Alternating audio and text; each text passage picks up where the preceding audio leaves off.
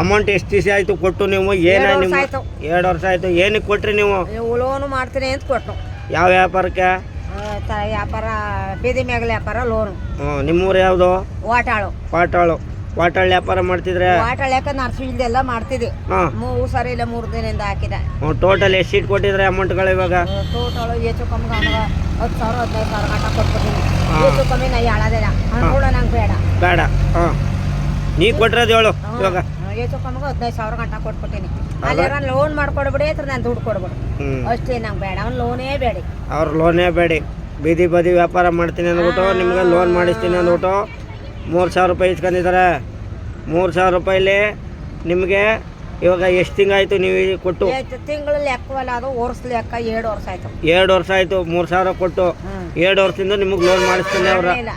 ಮಾಡಲಿಲ್ಲ, ನಾನು ತಗೊಂಡಿಲ್ಲ. ನಂಗೆ ದುಡ್ಡು ಕೊಟ್ಬಿಡ್ಬಿಡಿ, ಅವ್ನು ಲೋನ್ ಬೇಡಿ. ಎಷ್ಟು ವಯಸ್ಸು ನಿಮ್ಮದು? ನೋಡಿ ನನ್ನ ವಯಸ್ಸು ಎಷ್ಟು? 60 70 ಆಗಿಲ್ಲ. 60 ಆಗಿಲ್ವಾ? 60 ವರ್ಷ ಅನ್ಕೊಳ್ಳಿ. ನೋಡಿ, ಯಾರೋ ಆಫೀಸರು ಲೋನ್ ಮಾಡ್ಕೊಡ್ತೀನಿ ಅಂತ ಬೀದಿ ವ್ಯಾಪಾರಗಾರ ಅಂದ್ಬಿಟ್ಟು ಅಜ್ಜಿಗೆ ಒಂದು 65 65 ವರ್ಷ ಆಗಿದೆ.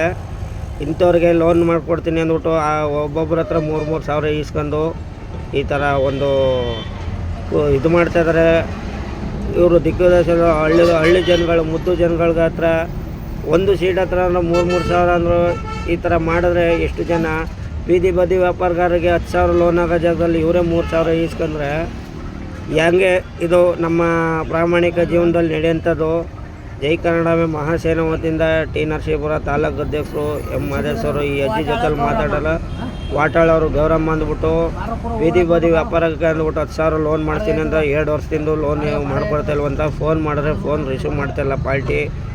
ಅವರು ಯಾರೇ ಆದ್ರೂ ಅವ್ರಿಗೆ ಅಜ್ಜಿಗೆ ಲೋನ್ ಮಾಡಿಸ್ಕೊಡ್ಲಿ. ಇಲ್ಲ ಅಂದರೆ ಅವ್ರದ್ದು 3,000 ರೂಪಾಯಿನ ತಗೊಬಂದು ವಾಪಸ್ ಕೊಡಲಿ. ಇಲ್ಲ ಅಂದರೆ ಇದನ್ನು ನಾವು ಸೂಕ್ತ ಕ್ರಮವಾಗಿ ಆ ವ್ಯಕ್ತಿ ಮೇಲೆ ನಾವು ಇಂಥವ್ರ ಹತ್ರ ತಗೊಂಡು ಇದು ಮಾಡ್ತಾಯಿದ್ರೆ ಅಂದ್ಬಿಟ್ಟು ಅವ್ರನ್ನ ಒಂದು ಹೋರಾಟ ಮಾಡಬೇಕಂತೆ. ಜೈ ಕನ್ನಡಮೆ ಮಹಾಸೇನಾ ವತಿಯಿಂದ ಟಿ ನರಸೀಪುರ ತಾಲೂಕು ಅಧ್ಯಕ್ಷರು ಎಂ ಮಾದೇಶ್ ಮಾತಾಡ್ತಿರೋದು. ಈ ಅಜ್ಜಿಗೆ ಏನು ಅನ್ಯಾಯ ಆಗಿದೆ ಅದನ್ನು ನ್ಯಾಯ ರೀತಿಯಲ್ಲಿ ದೊರಕಿಸ್ಕೊಟ್ರೆ ಇದು ವಿಡಿಯೋಲೇ ಬಿಡಲ್ಲ. ಮಾಮೂಲಿ ಆದರೆ ಇದಕ್ಕೇನು ಮಾಡಬೇಕು ಅಂತ ಸೂಕ್ತ ಕ್ರಮ ತಗೋತೀನಿ.